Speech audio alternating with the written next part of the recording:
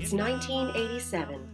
Shane Harrell is a 2-year-old living with his 6-year-old sister Crystal and mom and dad Rita and Ken in Ivanhoe, North Carolina.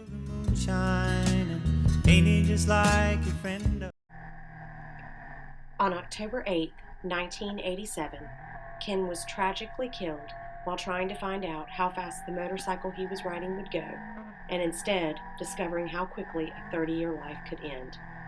Many years later, Shane's granddaddy, Larry, told Shane the story of the day his father died.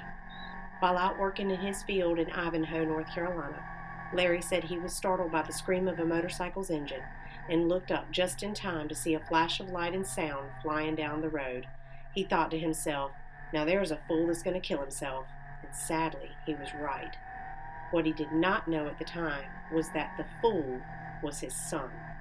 At 22 months old, little Shane was fatherless, and he and his 6-year-old sister Crystal were left to be raised by their 27-year-old mother, Rita.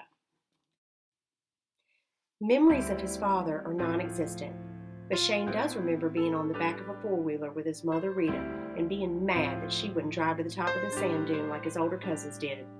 He also recalls the day he wandered outside and wound up in a cactus patch. His mother saved him and brought him in to gently pick cactus vines from his behind while he watched Indiana Jones on television. Those precious moments with mother and son came to an abrupt end 5 months before Shane's July 1st, 1990 was a typical day in eastern North Carolina, hot and sticky with storms in the late afternoon and evening. Rita and her boyfriend were out that night and Rita was driving. For reasons one can only guess, her car ran off the road, and even though she overcorrected, she lost control and crashed into a tree, ending both of their lives. Shane saw his mother one last time as she laid in her casket, wearing a pinkish red dress with her boyfriend Kenneth's casket in the next room. At less than 5 years old, the most significant traumatic event of Shane's life had happened. He was an orphan.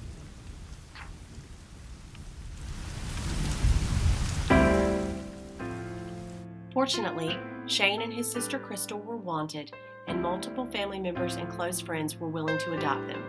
They stayed for a time with their paternal grandparents, Bonnie and Larry. However, eventually, a promise between Rita and her sister-in-law, Sandra, was fulfilled, and Shane and Crystal were adopted by Sandra and Dane. They moved into a stable and happy home with Sandra and Dane, and Shane remembers feeling peaceful and happy with his new home and new parents. Life moved on for Shane and Crystal, and the next 5 years passed quietly. Sadly, their tranquility was shattered just as 1996 began.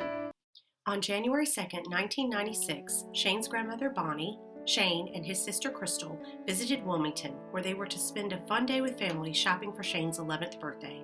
That morning, Shane and Crystal had fought over who would sit in front with Grandma, so Bonnie had the children draw straws, and Shane won the right to sit up front on the way to Wilmington. On the way home in the evening, it was Crystal's turn to sit up front, so with Shane in the back seat, they made their way to Ivanhoe through an unusually dense fog. Shane asked his grandma to switch the headlights to high beam, which she tried, but immediately realized that worsened her vision, so she switched the lights back to low beam. As a result, she never saw the stop sign, and in an instant, a log truck traveling an estimated 55 miles per hour hit her broadside, shoving the car around 300 feet down the road and into a ditch.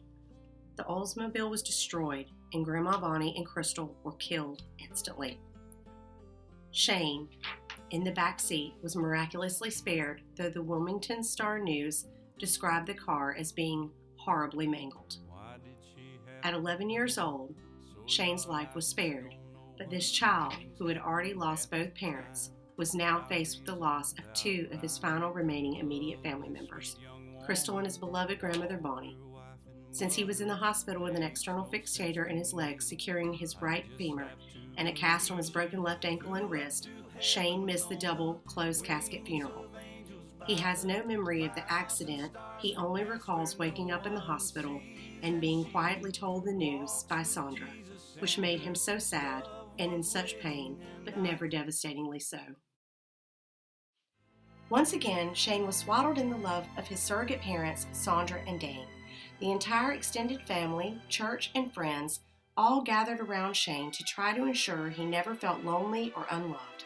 For months after the accident, he required constant care and attention for his physical wounds, and that love and affection served to heal his heart as well. Perhaps being so very young and surrounded by love allowed Shane to heal with minimal scars, both physically and emotionally. However, when it comes to coping with the succession of deaths and being a sole survivor of the horrific wreck, Shane credits his enduring faith in God. Being a Southern Baptist and having a solid foundation of faith and a staunch belief in the teachings of Jesus Christ have allowed Shane to not only survive, but thrive. As we spoke about these terrible tragedies that befell him, Shane certainly showed emotion, and his pain and feelings of loss was obvious. But his c'est la vie spirit and faith reminded me continually of Immaculée Ilibagiza. In Left to Tell, Immaculée writes, "God saved my soul and spared my life for a reason. He left me to tell my story to others and show as many people as possible the healing power of his love and forgiveness." Shane expressed the notion that God has a plan for his life and reminded me that there are worse things than dying. What is most surprising about the way Shane tells his tragic story is the amount of gratitude I hear from him. He acknowledges that the idea of being an orphan is awful, but in his case, he was immediately adopted by wonderful people who did and still do love him with all their hearts. By all accounts, his life has been good, and with the power of love and an abiding faith in God, Shane lives his life with grace and never misses an opportunity to testify. A true friend, a loving nurse, boundlessly generous, and deeply spiritual, Shane has triumphed over tragedy and blesses those who know him. However, as Dory Laub explains in Bearing Witness, or the Vicissitudes of Listening, being a co-owner of the traumatic event through my very listening carries a responsibility that cannot be ignored. In listening to Shane and bearing witness to his tragic past, I became a caretaker of his story. There are the side effects of bearing witness to such painful stories as one comes to experience the event, and for our own sakes, listeners must carefully separate ourselves enough to retain perspective and remain helpful. However, I disagree with Laub's assertion that survivors scare the listener. Perhaps in my particular case, having been a survivor of major trauma, I'm somewhat shock-proof, and like Shane and Immaculée, I believe strongly that life goes on, that there is a plan, and that we must forgive, love, heal, and move on. Those who have been wounded deeply and survived it are better equipped to handle the burden of other people's tragic histories.